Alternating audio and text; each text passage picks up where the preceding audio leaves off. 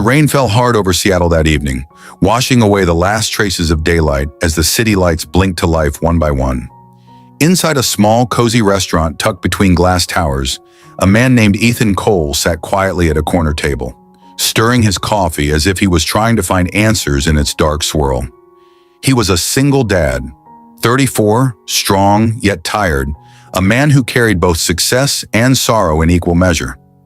His young daughter, Lily, was home with his sister tonight. Ethan hadn't been on a date in 4 years, not since his wife's passing. He wasn't looking for love anymore, but something, maybe fate or maybe loneliness, had pushed him to accept a blind date set up by a friend. He didn't expect much. He certainly didn't expect what was about to walk through that door. If you believe in kindness, in second chances, and in the power of seeing beauty where others don't, please like, share, and subscribe to the channel. It helps more hearts find stories that heal. When the restaurant door opened, all eyes turned toward the woman standing there. Her clothes were old and torn, her beige dress stained from what looked like mud or maybe paint. Her hair, though blonde and beautiful beneath the flickering chandelier light, was tied back loosely as if she'd rushed just to make it on time. And holding her trembling hand was a little boy, no more than 6, wearing a faded red hoodie that seemed a size too small. They both looked lost, embarrassed, out of place. The host paused, uncertain whether to seat them, but Ethan stood before anyone else could whisper. He didn't see the rips or the stains. He didn't see the pity in other people's eyes. He saw only how the little boy clutched his mother's hand as if she was his entire world. He saw the faint bruise on her wrist, half hidden under her sleeve. He saw exhaustion in her eyes that no makeup could hide, and for some reason he felt something deep move inside his chest. The same protective instinct he once felt when his daughter cried for her mother in the dark. Her name was Grace Harper. She apologized before she even sat down. Her voice was soft but shaken, explaining that she had just come from her second job, cleaning a small motel, and that she didn't have time to change. She said her babysitter canceled last minute and she couldn't leave her son Noah alone.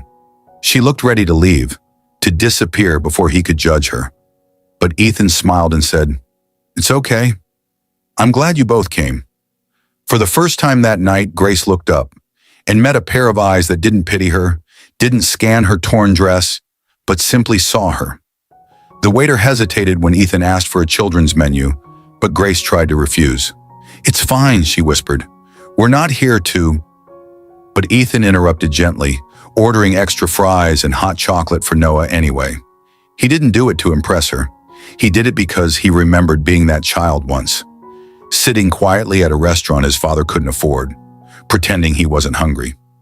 As they ate, Grace told fragments of her story, how she once worked as a teacher's assistant before her husband left, taking every dollar and leaving her with a newborn and unpaid rent.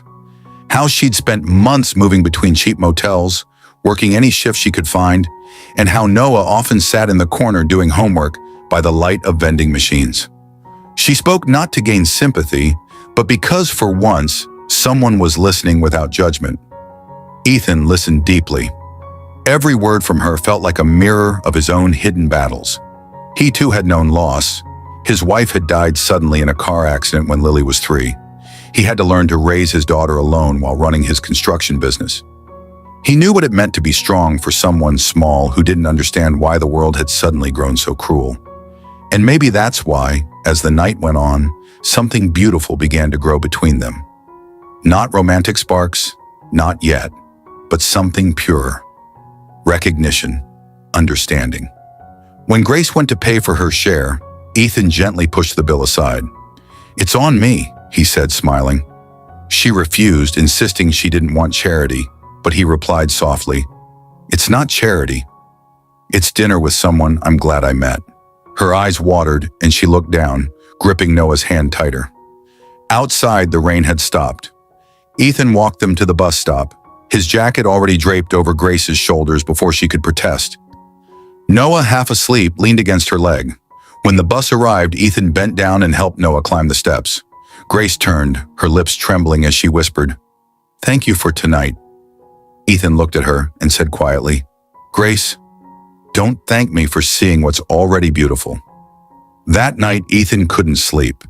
He kept thinking about Grace's tired smile, about Noah's shy laughter when he dropped a fry, and Ethan called it 5-second rule fries. He thought about how they fit together. A woman who had lost everything yet refused to give up, and a man who had everything yet still felt empty. Days turned into weeks, and Ethan found himself driving past the motel where Grace worked, always hoping to see her, though he never admitted it to himself. Then one afternoon he did, standing outside in the drizzle, holding a mop, her son sitting on a small stool doing homework. She looked exhausted, but when Noah saw Ethan's truck and waved, her face lit up. That one smile felt like sunlight breaking through a storm. Ethan offered them a ride home that day. Grace hesitated, but Noah tugged her sleeve, begging to go. They talked on the way, about school, about Lily, about how hard it was to start over.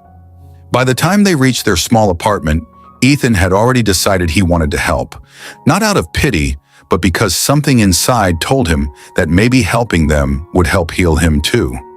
He started stopping by more often, sometimes with groceries, sometimes just to see how they were doing.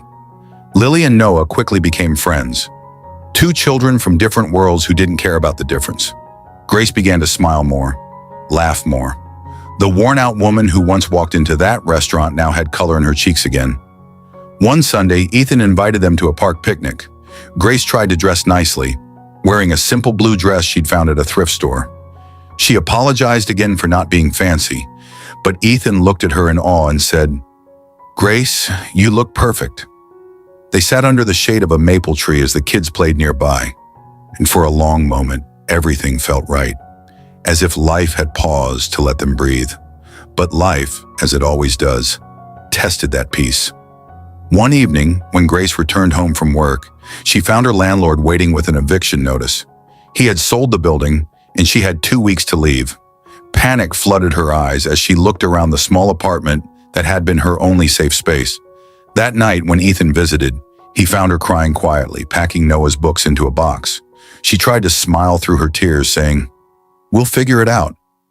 "We always do." But Ethan saw the fear she tried to hide. He took a deep breath, then said the words he'd been afraid to say, "Grace, you and Noah can stay with me and Lily. At least until you find something new." Grace froze. "I can't do that," she whispered. "People will talk. And I don't want to be a burden." Ethan stepped closer, gently lifting her chin so she'd look at him.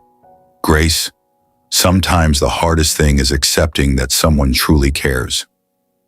That night, for the first time in years, Grace prayed not just for survival, but for gratitude. Moving in with Ethan changed everything. Mornings filled with the sound of two kids laughing, pancakes on Sundays, and soft music echoing through the kitchen.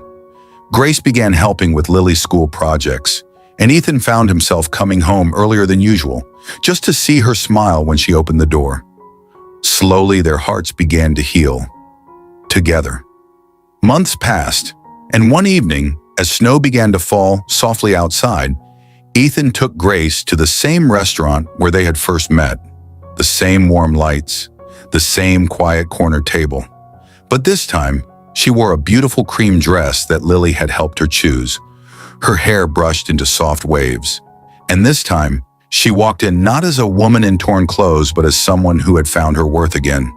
When the waiter brought dessert, Ethan took her hand across the table. "Do you remember what I said that night?" he asked. Grace smiled faintly. "You said not to thank you for seeing what was already beautiful." Ethan nodded. "And I meant it then. But tonight I want to add something. You didn't just change my life, Grace. You saved it." Tears filled her eyes, and for a moment, time stood still.